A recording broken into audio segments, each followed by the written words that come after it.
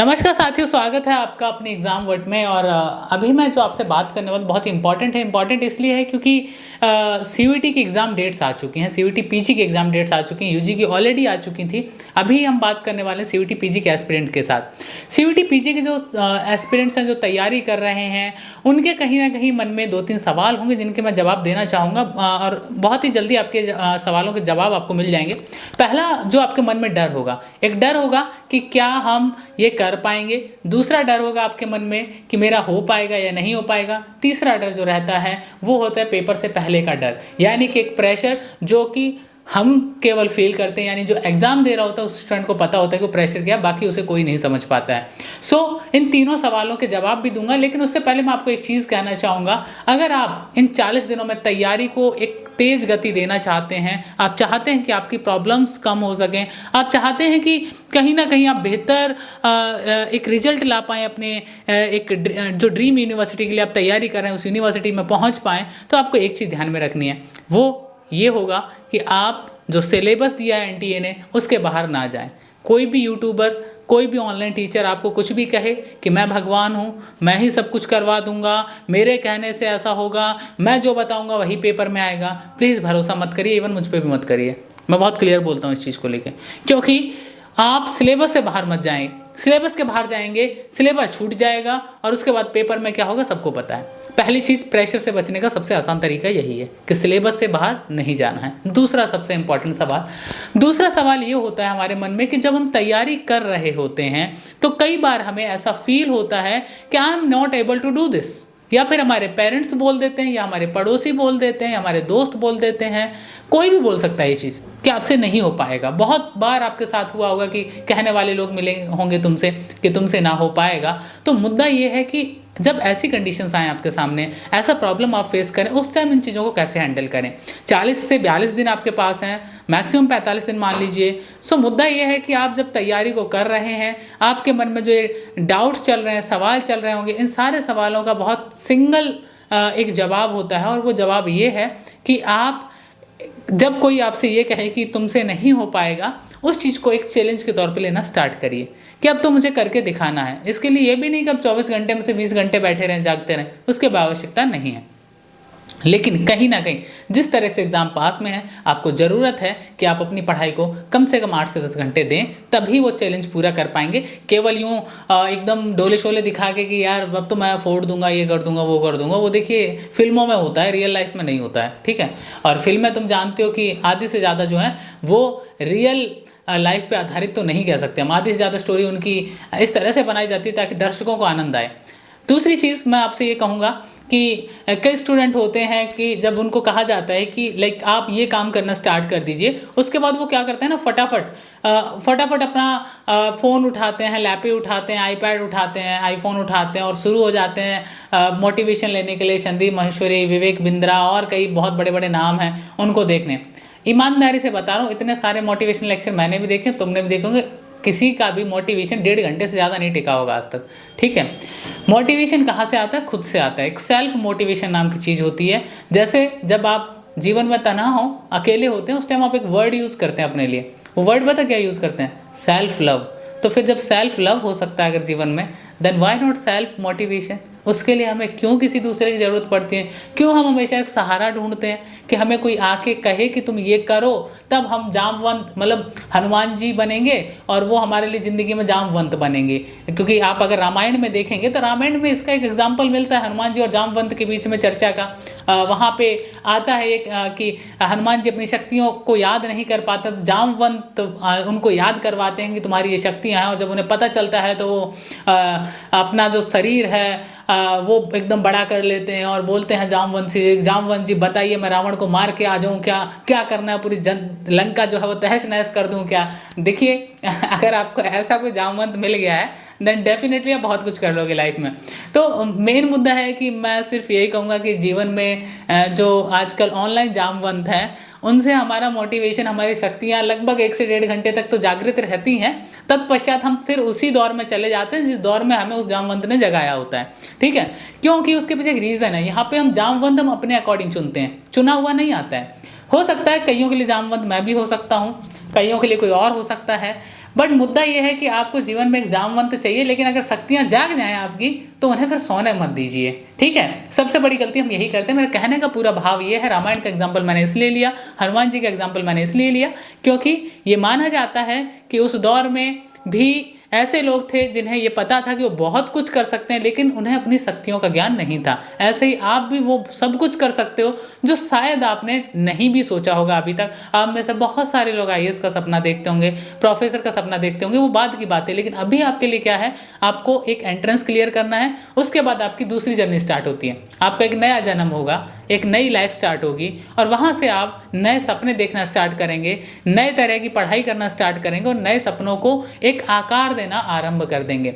मुझे लगता है कि जिस तरह की तैयारी आप लोग कर रहे होंगे, जिस तरह से आप प्लान बना के काम कर रहे होंगे अपने स्टडी पे, अपने आने वाले पेपर पे, आप maximum to maximum mock test लगा रहे होंगे ताकि आप अभ्यास कर पाएँ, अपनी कमियां पहचान पाएँ। फॉर एग्जांपल अगर हम देखें पॉलिटिकल साइंस का एक स्टूडेंट, उसे पता है कि मैं तैयारी कर रहा हूँ, पढ़ भी रहा है खूब, लेकिन उसे ये नहीं पता मेरे वीक पॉइंट क्या है। वो वीक पॉइंट कहाँ से पता लगेगा? मॉक टेस्ट लगाने से। मॉक टेस्ट आप बहुत सारी वेबसाइट्स पे अवेलेबल, इवन एग्जामवर्ट पे भी अवेलेबल है, आप लेना चाहें ले सकते हैं। दूसरी इंपॉर्टेंट चीज़ क्या है कि जब आप बात करते हैं खासकर उस एनालिसिस के बाद, जब खुद को आप समझ पाते हैं कि मैं यहाँ गलती कर रहा हूँ, आपको पॉलिटिकल थिंकर्स में प्रॉब्लम आ रहा है, या फिर किसी और सब्जेक्ट की बात कर लें, हम बीएड के स्टूडेंट्स की बात कर लें, उनको पता चल रहा है कि पैटर्न ही प्रॉपर पता नहीं है, ये सारी चीज़ें अभी टाइम है, अभी कर सकते हो, लेकिन ये 10 दिन बाद बहुत डिफिकल्ट हो जाएगा, ठीक है। कई लोग तो ऐसे भी कह देते हैं कि हम लास्ट के 10 दिन में कर लेंगे। देखो मैं एक आपको अपनी रियलिटी बताता हूँ, अपनी रियलिटी बताता हूँ। मेरा राइटिंग मेरे घर में सबसे गंदा है, सबसे गंदा राइटिंग मेरे घर में मेरा है, रियलिटी बता रहा हूँ आपको।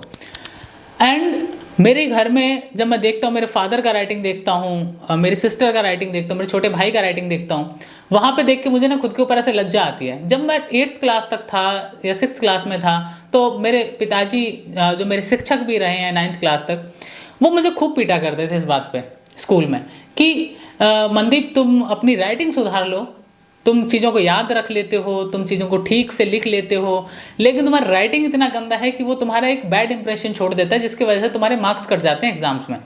लेकिन मैं पता क्या सोचता था उस टाइम पे कि नहीं यार, पापा बस ऐसे ही कहते हैं, क्योंकि जब वो कूट देते थे उसके बाद वो समझाते थे, कूटते वक्त तो मास्टर दिखता था उनमें, जब समझाते तो पिता दिखता था मुझे।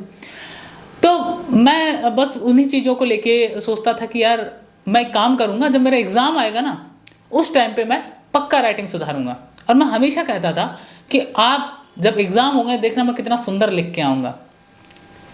पहली से लेके 8th हो गई, एग्ज़ाम निकल गए, मार्क्स जहाँ मुझे मतलब पूरे एरिया में टॉप करना चाहिए था, वहाँ कुछ कस्बों में टॉप कर पाया मैं, क्योंकि 8th क्लास वहाँ पे बोर्ड हुआ करता था।